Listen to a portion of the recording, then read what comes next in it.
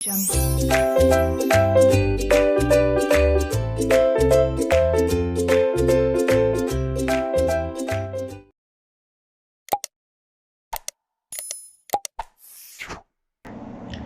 hello everyone. So, welcome back to my channel. So, this is my channel, and you can subscribe to this channel to get various classes of paper 1 and paper 2, commerce and management for NTA UGC NET, 11th and 12th standard commerce subjects, BCom, MCom, BBA, MBA, all these topics. इसके अलावा you can also find me on Unacademy. I am a verified educator at Unacademy. Unacademy पे आप मुझे अदिति विनोद आर्या के नाम से follow कर सकते हैं. मैं एनटीए यूजीसी नेट कैटेगरी में पढ़ाती हूँ and there are various special classes going on Unacademy. अगर आपको नहीं पता, so these are the special classes going right now. You can attend those. और कल से मतलब from 24th we'll be starting with research aptitude PYQs 2020 and research aptitude summary, so don't miss and join telegram channel to get the updates. telegram channel का नाम है learning to learn 2017. Apart from this, Unacademy पे अभी right now this is going on. अगर आप net subscription अभी purchase करते हैं तो अगर आपने 6 मंथ्स का सब्सक्रिप्शन लिया है तो 2 मंथ्स आपको एक्स्ट्रा मिलेंगे, और 12 मंथ्स का सब्सक्रिप्शन लिया है तो 2 मंथ्स और एक्स्ट्रा मिलेंगे. So make sure you join. अगर आप प्लस या आइकॉनिक सब्सक्रिप्शन लेना चाहते हैं 31 जुलाई से पहले लेने का बहुत ज्यादा फायदा है आपको, and you can use Aditi live referral code to avail 10% discount. इसके अलावा you can also follow me on various platforms like LinkedIn, Twitter, Facebook and Instagram for various updates. So make sure you join the classes and let's start the topic today.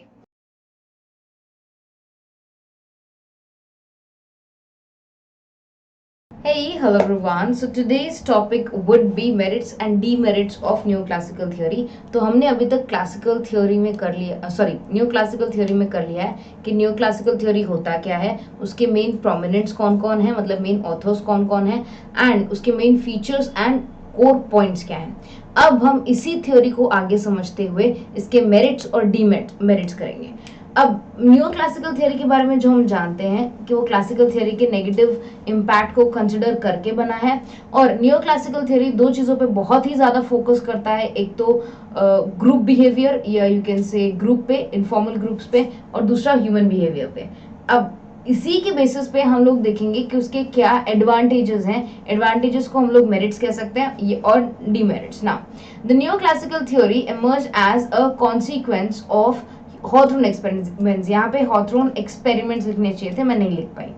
which tried to bring the changes in the organization in existing classical theory by introducing the following points. तो यहाँ पर जो हम new classical theory के merits देख रहे हैं वो हॉथरन के एक्सपेरिमेंट्स के बेसिस पे है. तो सबसे पहले सबसे फर्स्ट पॉइंट में पढ़ रही हूँ, यहाँ पर हाईलाइट कर देती हूँ ताकि आप देख पाओ. The new classical theory emphasized upon flat structure of the organisation against the classical theory which emphasized upon tall structure. अब ये tall structure और flat structure क्या है? Usually जो tall structures of management होता है उसमें अगर आपने कभी पढ़ा हो we have top level management, then we have middle level management, then we have bottom level management. ठीक है, तो इसमें क्या होता है, टॉप लेवल में अथॉरिटी सिर्फ कुछ लोगों के पास होती है, वो अथॉरिटी वो डेलीगेट करते हैं टू मिडिल लेवल मैनेजमेंट, और मिडिल लेवल मैनेजमेंट वो अथॉरिटी डिक्लेयर करता है to low level management.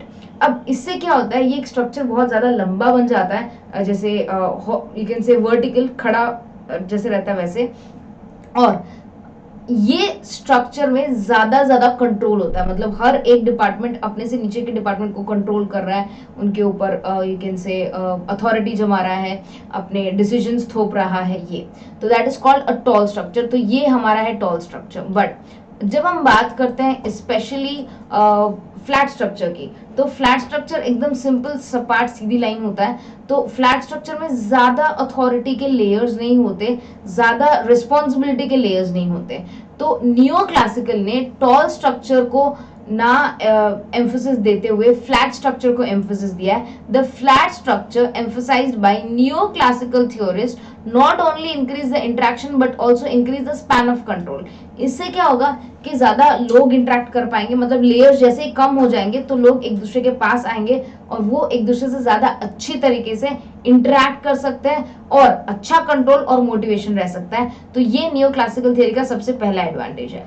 Second, the neo classical theory emphasized upon decentralization of work, which was advantageous for the organization at the lower level. Employees felt more autonomous, they worked hard in order to achieve higher position. तो यहाँ पर एक और बहुत अच्छी बात बोली गई कि डिसेंट्रलाइजेशन को इम्प्रूव किया गया, इम्प्रूव नहीं एक्चुअली इंट्रोड्यूस किया गया। डिसेंट्रलाइजेशन क्या होता है? डिसेंट्रलाइजेशन मतलब ऑर्गेनाइजेशन का एक ऐसा स्ट्रक्चर बना लेना कि सबको अथॉरिटी रहे, सबको कोई ना कोई अथॉरिटी रहे।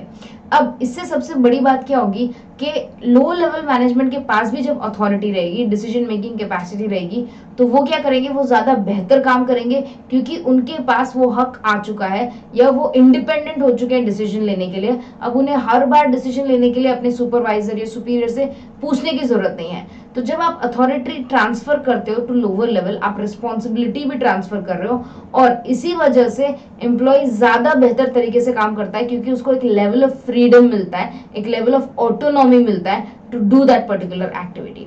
The next one is option number 3. It gave importance to informal organization. Yes, ये पहली बार था जब कोई थ्योरी इनफॉर्मल ऑर्गेनाइजेशन को भी इंपॉर्टेंस दे रही थी। इससे पहले सारे इनफॉर्मल ऑर्गेनाइजेशंस जो भी थे या ग्रुप बिहेवियर जो भी था या human behaviour in an environment या in a company was completely avoided. उस चीज को कंप्लीटली अवॉइड किया जाता था और उसके ऊपर कुछ भी इंपॉर्टेंस नहीं रखा जाता था। सो ये सारे एडवांटेजेस हो गए। Moving on to the disadvantages, अगर हम इसी के डीमेरिट्स करें तो डीमेरिट्स के काफी अच्छे पॉइंट्स हैं। सबसे पहले न्यू क्लासिकल एक यूनिवर्सली एक्सेप्टेबल प्रिंसिपल नहीं है। क्यों?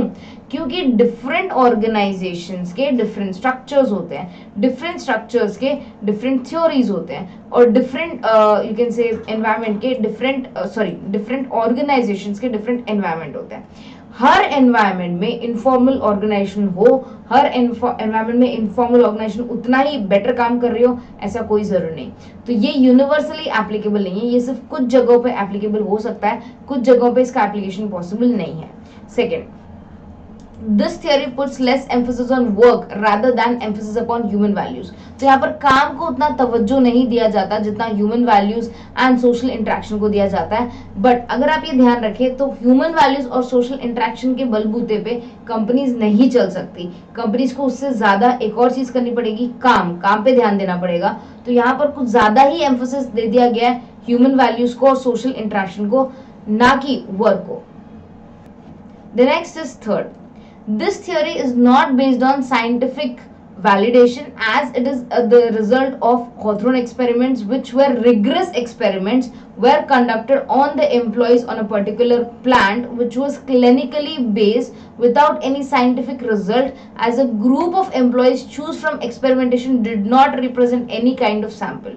तो यहाँ पर हम ये नहीं बोल सकते कि प्योरली साइंटिफिक है क्योंकि साइंटिफिक होने के लिए हमारे पास सैंपल अलग अलग जगह से आना चाहिए। तो ये एक ही प्लांट पे एक ही टाइप के एम्प्लॉइज पे किया गया एक्सपेरिमेंट है, तो हम इसे प्योरली साइंटिफिक नहीं कह पाएंगे।